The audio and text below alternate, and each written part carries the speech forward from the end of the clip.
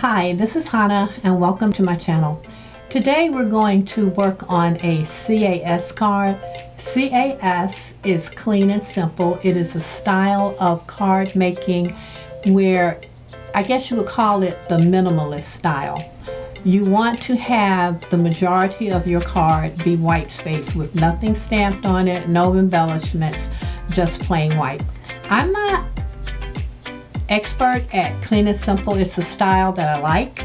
I like playing around with it and trying it, and so I found this challenge particularly interesting, and I like the idea I came up with.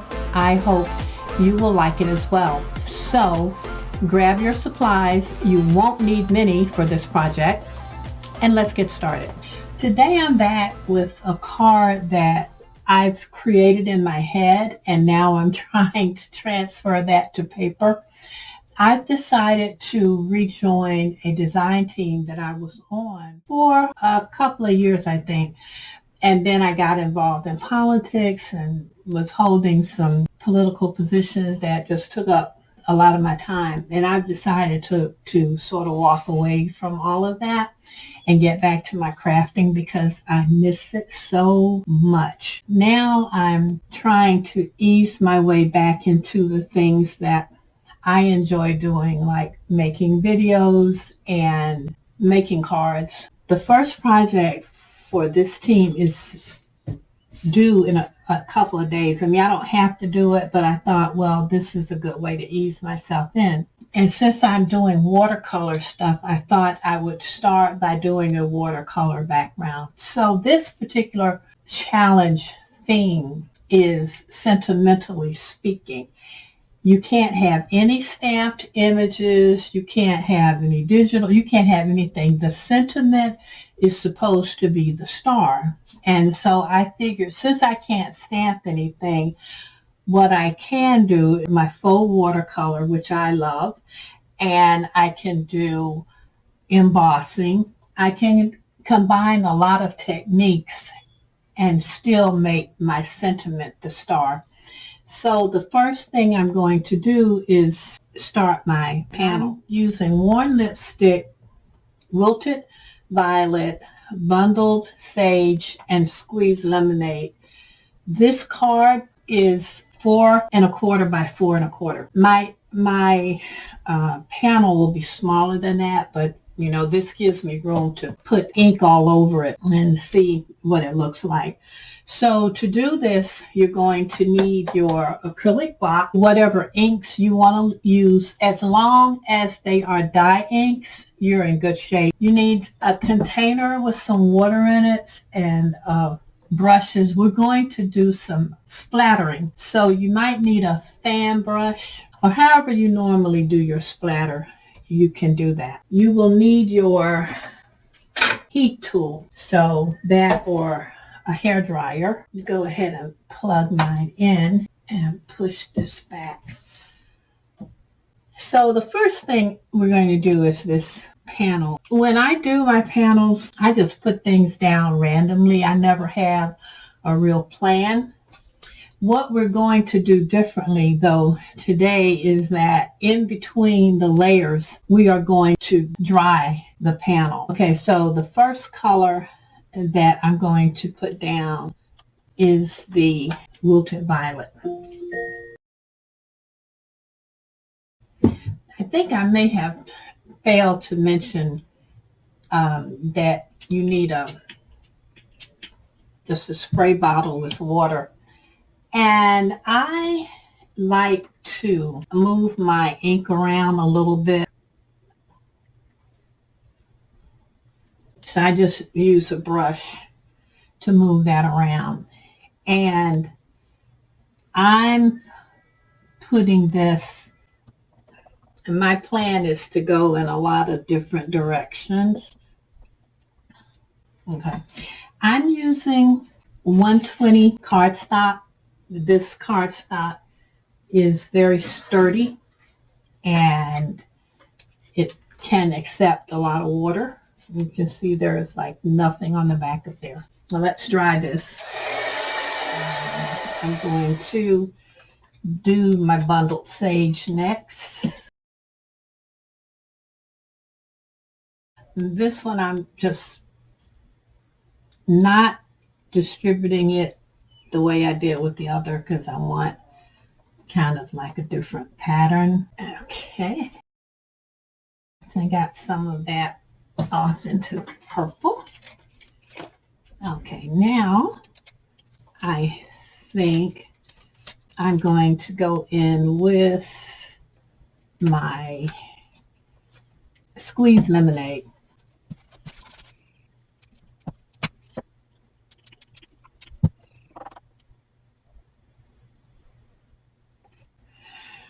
Okay, well, first I'm going to get this area right here.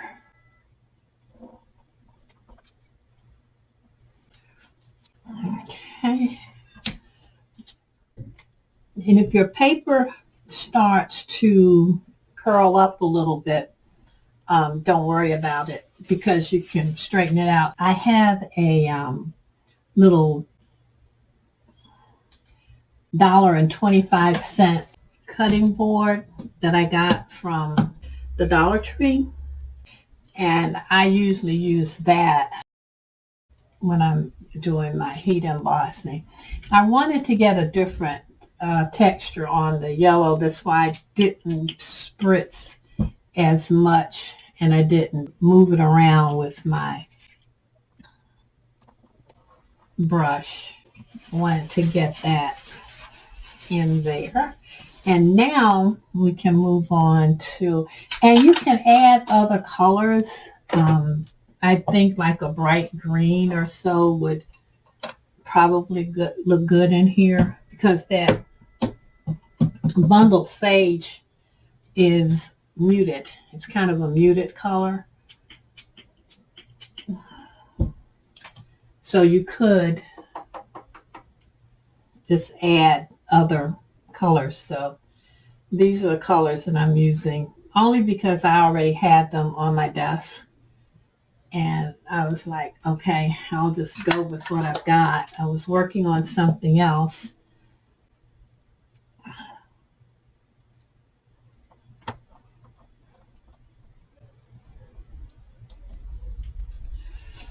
Okay, and I wonder if there's enough left that I can get this little bit right over here. Yeah. Oh. All right, so I like that. I'm good with that. So I'm going to dry this, and that will get rid of the curling. The paper will curl in the opposite direction of wherever you're heating. Okay, so that is the pattern. Let's see. Yeah, right. That might in the center. I might get a little bit of everything. Okay, so now what we're going to do is create our splatter. So if you have a splatter box, you can get your splatter box out, and we're going to add some more interest to this. And so earlier I said that we could put some green in here, and I think I'm going to do that as a part of the splatter. So I'm going to grab my Posca pens, and I'm not sure which green I want to do. I know I want red. I know I'm going to do a little white, and well, let me do those first. And I think I might want to add some gray. So, but as always, I'm going to start with the white. Some people do it right off of their Posca pens. I've never been able to get that to work for me, and when I try doing it, I normally end up with globs of white ink in places that I don't really want it. So that's why I've just stick with the wet brush method. Sometimes I will use the Tim Holtz picket fence paint to do this because I don't know, it's a little thicker. It gives a better white splatter. But this is doing really well. It looks good. I mean, you don't want to dilute it too much because if you dilute it too much, when you put the splatter down, the white in particular will sort of fade out and you won't be able to see it.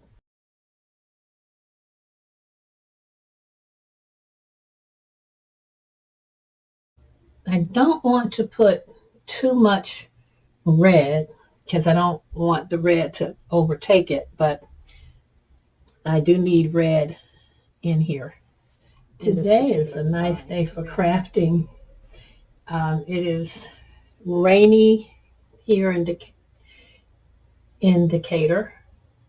It's a suburb of Atlanta, so it's one of those days where this is a good time to be in your studio just playing around. And I'm going to, now you can, with your splatter, to get different sizes, and you can always just hit it with a kind of damp paper towel like I just did and flatten some of those colors. So this is going to have a true confetti look to it. But that's what I want, because we can't, I think you can see that, because you can't put a lot of other elements on this card. So the color is going to have to make the statement. So there's my panel, and what I'm going to do now is take my circle die,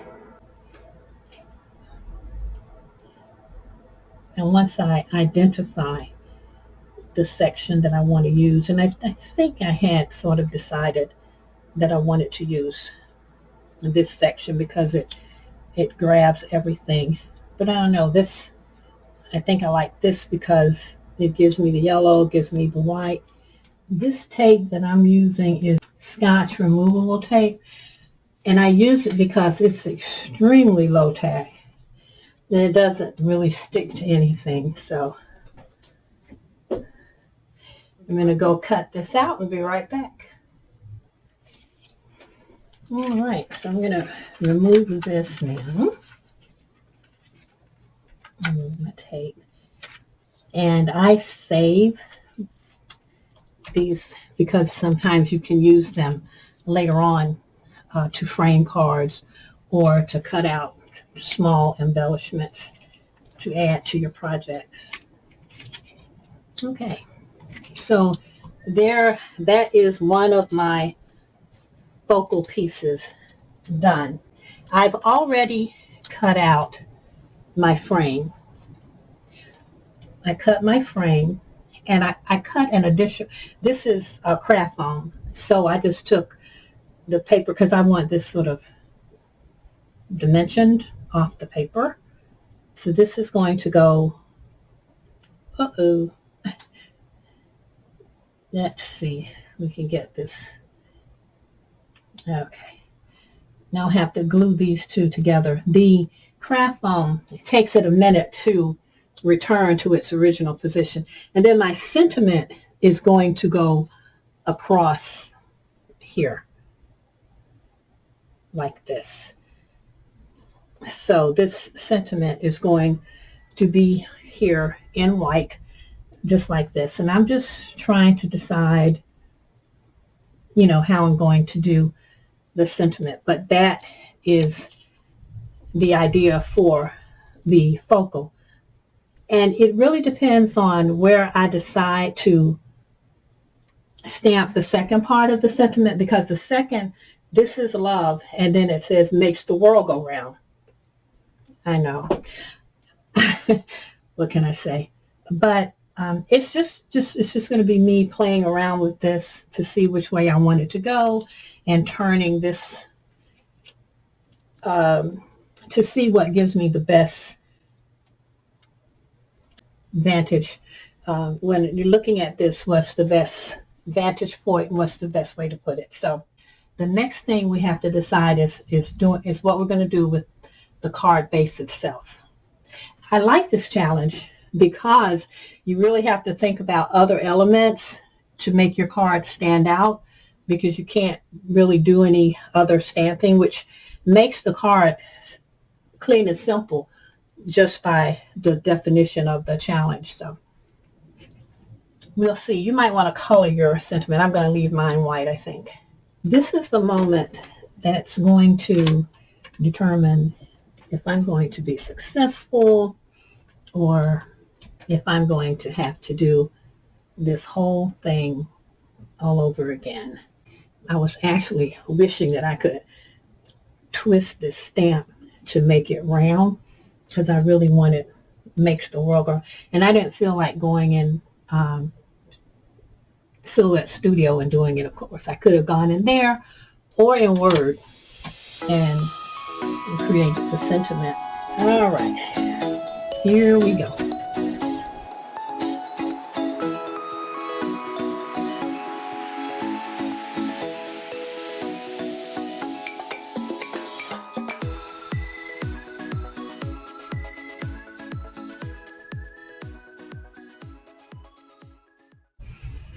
Okay, now the decision to be made is, am I going to heat emboss this sentiment? And I think that I am.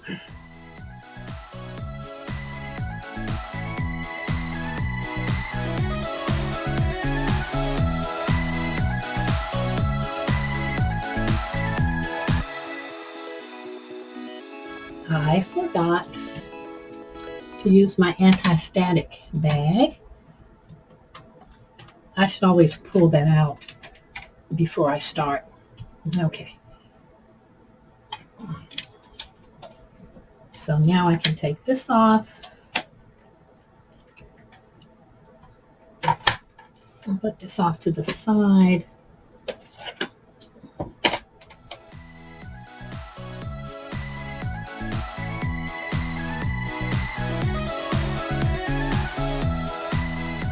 Okay, so now that the reason I do that is it makes it a little darker and it gives it texture. And I have a where I cut out my circle with my craft foam. I have a piece of craft foam that I'm going to put behind this before I mount it. All right, so now I have all of the components for my focal, which is great.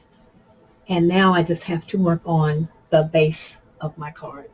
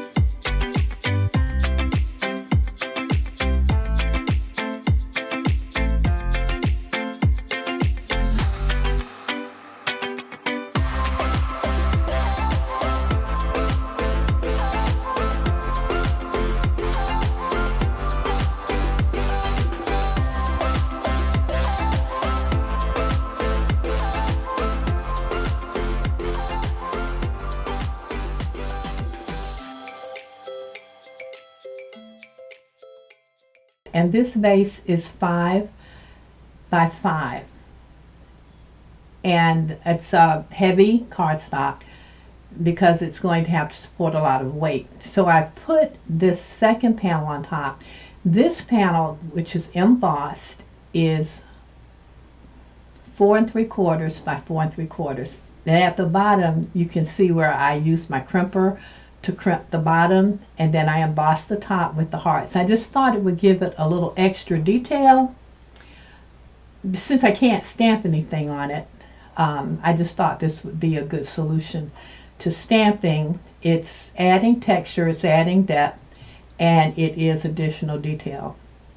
So I really want this to say love makes the world go round and have it twisted. So that's why I'm like sort of playing with this to see which way is best.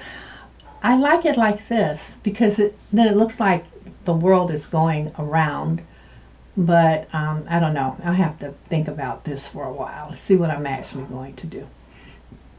The first thing I'll need to do though is get my panel attached. I am going to use double-sided foam tape to attach my panel.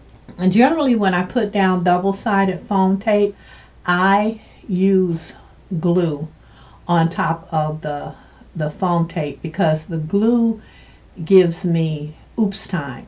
So I have an opportunity to shift things around when they don't work. And I'm only going to do like 4 little strips across the back. I'm not going to like frame it or anything like that. I'm just going to put down 4 strips. That seems to work okay for me with my cards. So, and my favorite glue for doing these projects is Books by Hands PVA glue. It's a flexible, it remains flexible. All the supplies will be in the description below. Okay, so I put a little glue on here, and hopefully I'll be able to get this panel centered. We can hope for the best. Okay, well, here we go. Yeah, that looks, well, it looks a little off, but I'm gonna just kind of get my crease a little sharper here. All right, so it's not as centered as I would like, but the glue has set, so let's go ahead and see what we've got now. But I really like this with that looking like it's on a clock, the world go round, but or it's rotating, but I probably will end up putting it straight.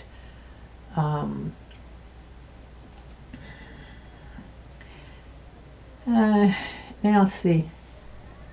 I guess I don't know. I'll have to decide about this. This is one of those things that once I put it down, then the decision will be made. But that looks good. That looks good. So this is definitely an idea. If you have a project where you can't stamp, if you're doing a challenge where it's limited stamping, this is a good challenge. I decided not to use the craft foam. Instead, I cut all these little strips of double-sided foam tape, and that is how I'm going to attach it. I'm going to put a little glue on each one of these and put it down that way. I just felt like I would get better adhesion doing it this way because of the embossing and because of the crimping at the bottom. I just felt like this is a much better and creative solution.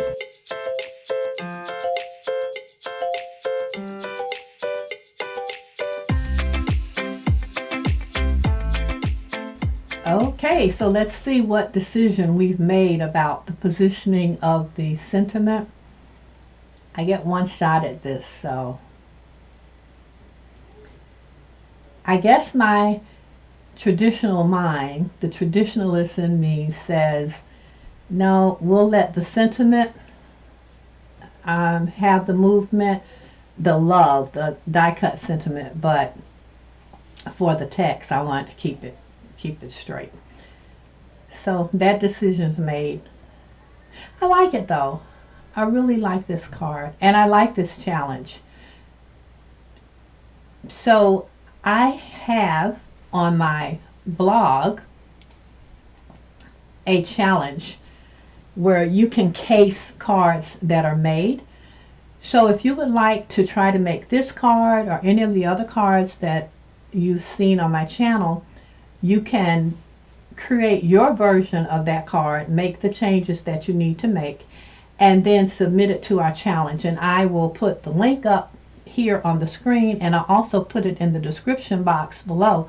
And I would love to see what you come up with on this challenge for making your sentiment the center of your project, with no stamped images, no digital images. The only thing you can put on there are it's just the word sentiment. So I'd like to see what you do with that and how creative you can be in coming up with backgrounds, embossing, die cuts, whatever, to give character to your project. And because my theme is round, I'm going to round the corners at the bottom of the card. So I rounded the corners on my panel, and now I'm going to round the two outside corners on my base. I don't think I'm going to do the top. All right, there. So now we've got everything round. I like that. That's the card. I had thought about putting another layer of color back here, but because the sentiment is supposed to be the focus, I think I'm just going to leave it like this. And I'm glad that I decided to put my crystal here instead of on the heart, because I think it works much better where it is. And I'm also glad that I dimensioned my sentiment. So that brings us to the end of another Craft Along With Me session. I thank you guys so much for tuning in. I want to thank all of my new subscribers. I really appreciate your subscription. And I hope that you are able to find something inspirational here that will help you with your creative journey. Thanks again, and I'll see you next time. Bye.